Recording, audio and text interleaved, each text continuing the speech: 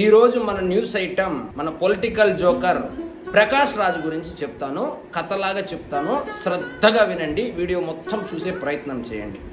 కూటి కోసం కోటి విద్యలు అన్నట్లు పొట్టకూటి కోసం 4-5 లాంగ్వేజ్లు నేర్చుకొని, అతని ప్రొఫెషనే యాక్టింగ్ కాబట్టి ఏ రాష్ట్రానికి వెళ్తే అక్కడ 30 రోజుల్లో మలయాళం భాష, 30 రోజుల్లో తెలుగు భాష, 30 రోజుల్లో తమిళ భాష అని చెప్పి 30 రోజుల్లో లాంగ్వేజ్ నేర్చుకుని ఒక 4 సెంటెన్స్లు మాట్లాడేది నేర్చుకొని, ఆంధ్రాకు వస్తే పెద్ద శ్రీశ్రీలాగా, ఇక్కడ తమిళనాడుకు వస్తే పెద్ద పెరియార్ కరుణానిధి లాగా సమస్తం ఆయనకే తెలిసేసినట్లు యాక్ట్ చేస్తుంటాడు. ప్రకాష్ రాజ్ అనే అతను గొప్ప నటుడు. దాంట్లో సెకండ్ థాట్ కానీ ఉండకూడదు. అది నిజ జీవితంలోనైనా సినిమాల్లో అయినా కూడా. ఇక అసలు విషయానికి వస్తే ఈ ప్రకాష్ రాజ్కి రాజకీయాలకి సంబంధమే ఉండదు. రిజెక్టెడ్ పీస్ అతను, రాజకీయాల్లో రిజెక్టెడ్ పీస్. అలాంటి రిజెక్టెడ్ పీస్ అయినటువంటి ఈ ప్రకాష్ రాజు పొద్దున్న లేచినప్పటి నుంచి నరేంద్ర మోడీ మీద పడి ఏడుస్తూ అంటాడు. ఈ గజ్జి ఎక్కడి నుంచి వచ్చిందంటే, బహుశా ఇక సెకండ్ ఇన్నింగ్స్ అనేది రాజకీయాల్లో తేల్చుకుందాం అనుకున్నాడో ఏమో నాకు తెలియదు. కానీ 2015లో మహబూబ్ నగర్ కొండారెడ్డిపల్లి ఉంది కదా, అక్కడ ఏదో ఫామ్ హౌస్ కొనుక్కున్నాడు. ఇంకా ఆ ఊరిని అదేదో దత్తత తీసుకుంటున్నట్లు నటించి మెల్లగా కేసీఆర్కు దగ్గర అయ్యే ప్రయత్నం చేశాడు.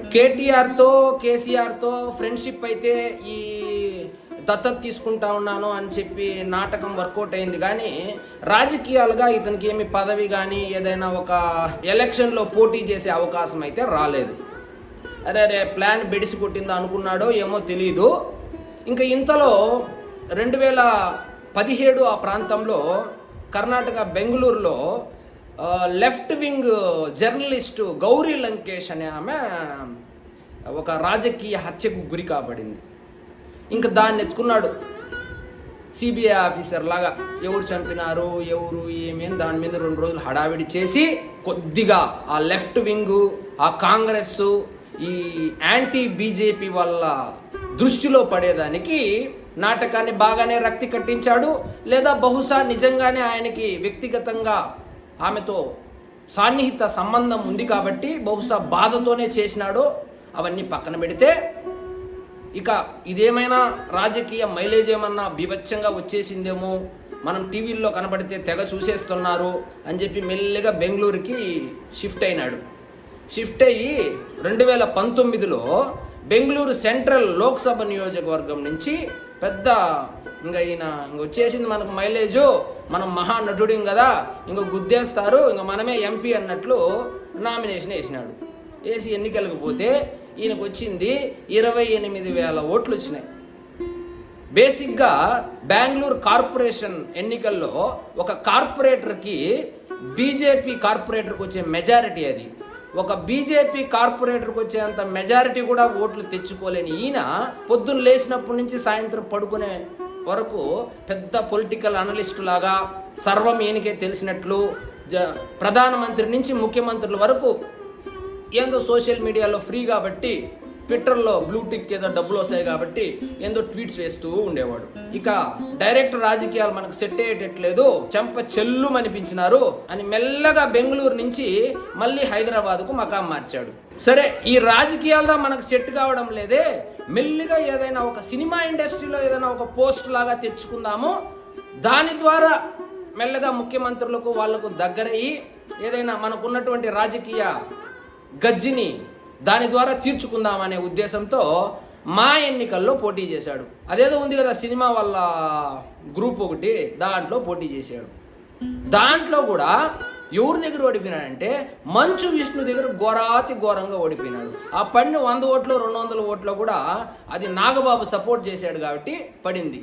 అట్లా అక్కడ కూడా అవమానం పాలైనటువంటి ఈ ప్రకాష్ రాజు, సరే ఈ ఎన్నికలు కూడా, ఈ మా ఎన్నికలు కూడా మనకు అచ్చి రాలేదని వచ్చిన 1-2 సినిమాలు తీసుకుంటూ ఆ ప్రొడ్యూసర్ని హింసించుకుంటూ మెల్లిగా కాలం గడపడం మొదలుపెట్టాడు. ఈ లోపల మన కేసీఆర్ గారు టీఆర్ఎస్ని బీఆర్ఎస్ చేసినాడు. ఇంకా ఇండియా మొత్తం నేనే ప్రధానమంత్రి అన్నట్లు ఏదో ఆయన పొలిటికల్ ఇది, ఆయన వెల్ ప్రూవ్డ్ కాబట్టి ఒక ఎక్స్పెరిమెంట్ లాగా చేయొచ్చును, తప్పులేదు దాంట్లో. దానిలో భాగంగా ఈయన మెల్లిగా మళ్ళీ దగ్గరయ్యే ప్రయత్నం చేశాడు. ఎందుకంటే మనకు 4-5 లాంగ్వేజ్లు వచ్చి కదా, 30 రోజుల్లో హిందీ భాష, 30 రోజుల్లో ఆ భాష ఈ భాష నేర్చుకొని ఉన్నాం కదా, పొలిటికల్ డిబేట్స్లోకి వెళ్తున్నాం కదా, ఎలాగో సినిమా గ్లామర్ మనకు ఉంది కదా, బీఆర్ఎస్లో మళ్ళీ ఏమన్నా పోస్ట్ వస్తుందేమో అని కొంచెం డ్రామాలు వేసి మెల్లిగా దగ్గరయ్యి, అప్పట్లో టాక్ ఏమంటే రాజ్యసభ ఇచ్చేస్తాడు, ఈయనకి రాజ్యసభ ఇస్తానే ఈయన రాజ్యసభలో కూర్చొని బీజేపీ వాళ్ళ మీద నిప్పులు చెరిగేస్తాడు అని చెప్పిందని ఒక పుకార్ లాంటిది కూడా వచ్చింది. ఇంకా బీఆర్ఎస్ బాయ, టీఆర్ఎస్ బాయ, అన్ని బాయ. మళ్ళీ 2023లో కర్ణాటకలో ఎలక్షన్స్ వచ్చింది. ఈయన ఎవరు పిలిచలే, ఈయనే పెద్ద స్టార్ క్యాంపెయినర్ అన్నట్లు, కాంగ్రెస్ని మొత్తం ఈయనే గెలిపించేదానికి ప్రచారం అన్నట్లు కొంచెం హడావిడి చేసినాడు. గెలిచింది కాంగ్రెస్, అయితే గెలిచింది. అక్కడ గెలిచిన తర్వాత ఈ కాంగ్రెస్లో ఉండే తలకాయ నొప్పి మనకు అందరికి తెలిసిందే. ఏంటంటే గెలిచిన తర్వాత రాహుల్ గాంధీనే పట్టించుకోరు, ఇంకా ప్రకాష్ రాజ్ని పట్టించుకుంటారా వాళ్ళు? పట్టించుకోలేదు, పక్కన పెట్టేసినారు. ఇలా రాజకీయంగా వేసినటువంటి ప్రతి స్టెప్పు డిజాస్టరే. కానీ లోపల గజ్జి మాత్రం రాజకీయాల్లోకి వెళ్ళాలా, ఏదైనా చేయాలనే గజ్జి మాత్రం అట్లే ఉన్నట్లు నాకు అనిపిస్తుంది. తర్వాత ఏం చేసినాడు, ఇంకా తెలంగాణ అయిపోయింది, కర్ణాటక అయిపోయింది, ఇంకా ఆంధ్రాలోకి రాలేడు.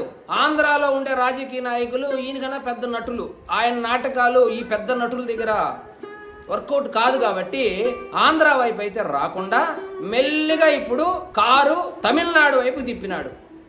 అక్కడ తిప్పడానికి ముందుగా కొద్ది హడావిడి కావాలి కదా, దానికి పవన్ కళ్యాణ్ మీద పడినాడు. అలా కొద్దిగా ఏదో కొంచెం ట్వీట్లు వేసుకుంటా కొంచెం మైలేజ్ సంపాదించుకొని, అరే ఎవరు ఈయన సనాతన ధర్మము నేను తిడతా అన్నాడు, ఈయన ఏదో మనకు పనికి వస్తాడని మెల్లిగా ఏదో మీటింగ్ పిలిస్తే అక్కడ సందర్భమే లేదు, అయినా కూడా ఏదో అట్లా ఒక రాయి వేసినాడు. వేసి అట్లా మెల్లిగా అట్లే ఉదయానిధి స్టాలిన్కి దగ్గర అయ్యే ప్రయత్నాలు చేస్తూ ఉన్నాడు. ఇప్పుడు ఇక్కడ చెన్నైలో టాక్ ఏమంటే, మన హీరో విజయ్ ఏదో పార్టీ పెట్టినాడు, ఆయన ఈసారి 2026 ఎన్నికల్లో పోటీ చేయబోతాడు. పోటీ చేయకపోతే ఆయన మీద ఎవరినైనా ఒక బాగా తెలిసిన వ్యక్తిని పోటీలో పెడితే, నిత్యం వార్తల్లో ఉంటే, కొంచెం సెన్సేషనల్ అయితే, ఏదైనా కొంచెం మైలేజ్ వస్తుంది అని బహుశా ఈ ప్రకాష్ రాజ్ని ఆయన మీద పోటీకి దించే ఆలోచన చేస్తున్నట్టు ఇక్కడ గాసిప్స్ నడుస్తూ ఉంది. బేసిక్గా డిఎంకే యొక్క పొలిటికల్ ఇది ఎట్లుంటుందంటే, ఇంతకుముందు జయలలిత మీద, పార్టీ మీద ఏదైనా ఇట్లాంటి ప్రచారాలు చేపించుకోవడానికి వడివేలు అనేటువంటి ఒక కామెడీ ఆర్టిస్ట్ను వాడుకునేవాళ్ళు. ఇప్పుడు ఆ వడివేలు పాలిటిక్స్కి సినిమాలకు కొంచెం దూరంగా ఉన్నాడు.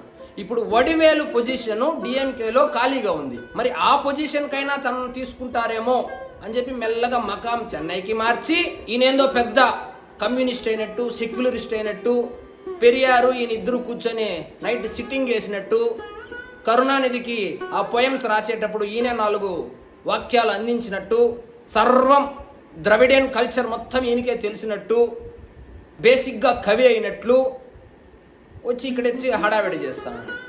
ఫైనల్గా ప్రకాష్ రాజ్కి నేను చెప్పదలుచుకునేది ఏమిటంటే, గమ్యం లేని నావను చూసినావు ప్రకాష్ రాజ్, నువ్వు ఇంధనం లేని నావ. ఇంధనం లేని నావ ఎక్కడికి పోతుంది? ఎక్కడికి పోదు, అక్కడే ఉంటుంది. ఇది తెలుసుకుంటే 10 రూపాయలు మిగులుతుంది. లేదంటే ఆల్రెడీ సినిమాల్లో క్యారెక్టర్ ఆర్టిస్ట్ నుంచి విలన్ అయినావు, విలన్ నుంచి ఇప్పుడు పొలిటికల్గా జోకర్ అయినావు. ఇంకా దానికి మించి ఇంకేమవుతావో ఇంకా కాలమే సమాధానం చెప్పాలి ప్రకాష్ రాజ్. ఉంటా మరి.